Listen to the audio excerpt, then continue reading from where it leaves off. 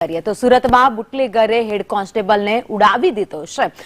Wanted बुटलेगरे पुलिसकर्मी पर car चढ़ावी दीधी। वाहन चेकिंग समय बुटलेगर चित्रार्थ कार भगावी हती तो कार बंद पड़ता ज बुटलेगर चित्रार्थ उर्फे चित्राज पकड़ाई गयो छे। बुटलेगरे फरज पर हाजर पीएसओ ने तमाचो मारी दीधो हतो। अठवा लाइन्स पोलीसे समग्र मामले વધુ તપાસ હાથ ધરી છે।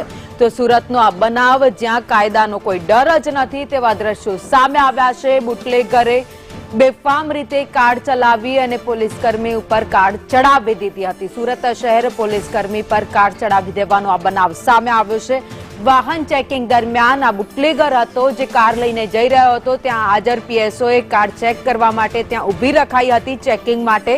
परंतु जे सीसीटीवी दृश्यो सामे आव्या छे तेमां स्पष्ट देखाई रह्युं छे के पीएसओ तेने वाहन ऊभुं राखवानुं कहे छे परंतु ते वाहन ऊभुं नथी राखतो कारण के आ बुटलेगर छे। एनी वाहनोमां एनी कारमां दारूनी बोटलो पण हशे जो के ते झड़पाई गयो छे। एक्सक्लूसिव सीसीटीवी दृश्यो संदेश न्यूज आपने बतावी रह्युं छे जो के ते त्यांथी पीएसओ ने उड़ावता ज आसपासमां जे पोलीसकर्मीओ त्यां हाजर हता ते पण तात्कालिक त्यां दौड़ी आव्या हता जो के कारनो पीछो करवामां आव्यो अने आगळ जता जे बुटलेगरनी कार बंद पड़ी गई अने पोलीस कर्मचारीओ त्यां पहोंची गया अने आ बुटलेगरने झड़पी पाडवामां आव्यो छे। परंतु अहींया वात ए चौंकावनारी छे के कायदो व्यवस्था क्यांक कथड़ती देखाय छे तो बीजी बाजू कायदानो कोईने डर ज नथी ए पण अहींया देखाई रह्युं छे। गुजरातमां दररोज एक पछी एक आवा बनावो सामे आववा लाग्या छे।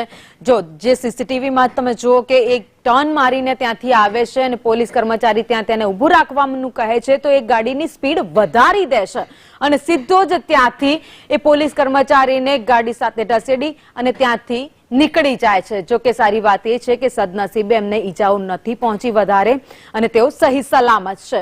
પરંતુ અગાઉ પણ આવા બનાવ ગુજરાત રાજ્યમાં બની ચૂક્યા છે। હવે બુટલેગરો ઉપર પોલીસ કડક કાર્યવાહી કરે તે ખૂબ જરૂરી છે કારણ કે તેમને કાયદાનો કોઈ ડર નથી એ સ્પષ્ટ આ સીસીટીવી ફૂટેજ પરથી લાગી રહ્યું છે। સંદેશ ન્યૂઝ આપને સીસીટીવી દ્રશ્યો બતાવી રહ્યું છે। આ સુરતના સીસીટીવી દ્રશ્યો છે જેમાં આપને દેખાઈ રહ્યું છે કે પોલીસ કર્મચારીઓ ત્યાં પોલીસ વાન પણ પડી છે। એક નહીં બે પોલીસ વેન પડી છે ત્યાં અને ઘણા જ બધા પોલીસ કર્મચારીઓ ત્યાં ઊભા પણ છે।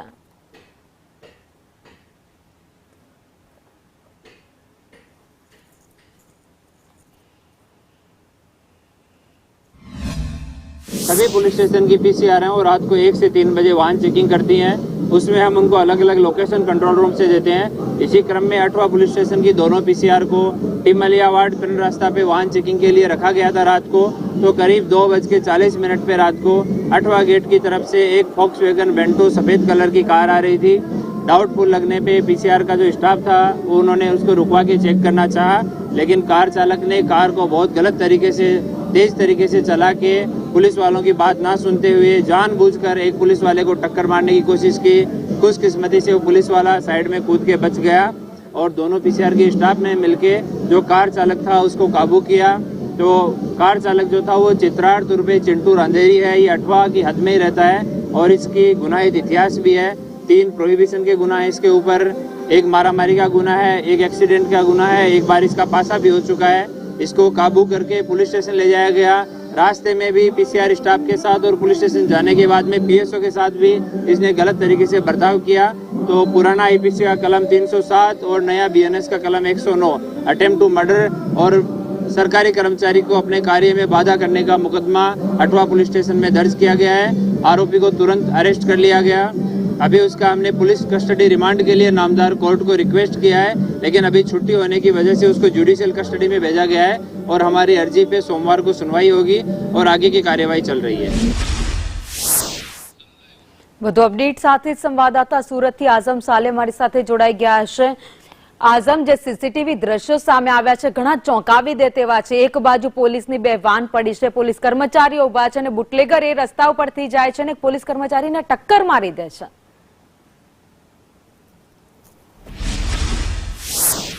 સુરત શહેર પોલીસ કમિશનરના આદેશ અનુસાર પોલીસ તમને 4 રસ્તા પર તો દેખાઈ રહી છે. પોલીસ કર્મચારીઓ સાઇડ પર બેઠેલા હોય છે અને ત્યારે વાહન ચેકિંગ પણ કરતા હોય છે. વાહન ચેકિંગ દરમિયાન એક કાર આવે છે, ત્યારબાદ એ રેકી કરે છે. રેકી કર્યા બાદ એ ફરીથી જતી રહે છે. ફરી એકવાર એ રાવટો મારીને આવે છે અને ત્યારબાદ ત્રીજી વાર જ્યારે એ કાર આવે છે ત્યારે એ પોલીસ કર્મી જે હાજર કારાભાઈ હતા એમના ઉપર ચડાવી દેવામાં આવે છે. એટલું જ નહીં, એ બોનેટ પર પટકાય છે, ત્યારબાદ એ ઉછળીને નીચે પટકાઈ જાય છે અને સાથે જ જે અન્ય પોલીસ કર્મચારીઓ છે તે તાત્કાલિક PCR-1 લઈને એના પાછળ દોડ્યા હતા અને જે આરોપી બુટલેગર છે એની કાર બગડી જવાના કારણોસર એ પકડાઈ જવા પામ્યો હતો. એટલું જ નહીં, ત્યારબાદ એ PCR-1 જાતીને જ્યારે લાવવામાં આવી રહ્યો હતો બુટલેગર ચિથરાજ જે છે ત્યારે તે PCR-1 ચાલક સાથે પણ પોતાની દાદાગીરી બતાવી રહ્યો હતો. સાથે જ અઠવાલાઇન પોલીસ સ્ટેશનને અંદર પહોંચ્યા બાદ એને ફરજ પર હાજર PSOને પણ તમાચો મારી દીધો હતો. આ સમગ્ર ઘટનાના અંદર એક પોલીસ કર્મચારી સાજીદ છે જે તેની સસ્પેન્ડ કરી દેવામાં આવ્યો છે, જ્યારે બીજો એક ડી સ્ટાફના અંદર મેન તરીકે ફરજ ભજવે છે અઠવાલાઇન પોલીસ ધર્મેશ ઓઝા, એને હાલ બચાવી લેવામાં આવ્યો છે. પરંતુ આ બંને પોલીસ કર્મચારીઓના જો CDR કરવામાં આવે તો આ જે બુટલેગર બેફામ બનીને આજે પોલીસ કર્મચારી કારાભાઈને ઉછાડી દીધો છે, હાથમાં એમને ઈજાઓ આવી છે, પગમાં ઈજાઓ આવી છે, તે આંતરિક પોલીસનો જૂથવાદ પણ કહી શકાય. કારણ કે બુટલેગર રેકી કર્યા બાદ ત્રીજી વાર આવ્યા બાદ એ આ પોલીસ કર્મચારી પર ગાડી ચડાવી દે છે અને જરા પણ ખોફ કે ડર એનામાં દેખાઈ નથી રહ્યો. જી, સાથે જ આ દ્રશ્યો જોઈને વાત કરીએ આઝમ, તો સવાલ પણ અનેક ઉઠી રહ્યા છે કે વ્યક્તિ બુટલેગર છે, રેકી કરવા આવ્યો એટલે કે આગળથી પણ રસ્તા ઉપરથી આવ્યો જ હશે, તો એવું માની શકાય કે આગળના રસ્તા ઉપર ક્યાંક પેટ્રોલિંગ નહીં હોય એટલા માટે જ અહીંયા સુધી પહોંચી શક્યો.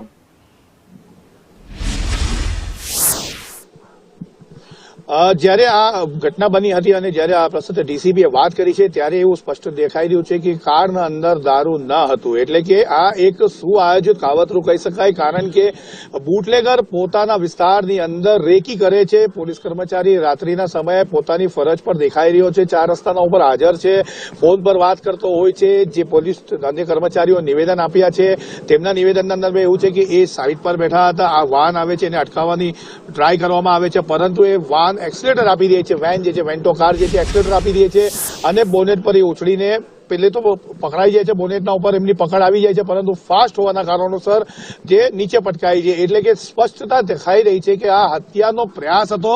પોલીસ કર્મચારી કારાભાઈની નસીબ સારા હતા કે એ બચી ગયા છે. બાકી આ જે ઘટનાક્રમ જે આખો સામે આવ્યો છે સુરત શહેર પોલીસ અઠવાલાઇન્સની હદના અંદરથી, એ પોલીસ કર્મચારીનો બુટલેગર દ્વારા હત્યાનો પ્રયાસ જ કહી શકાય.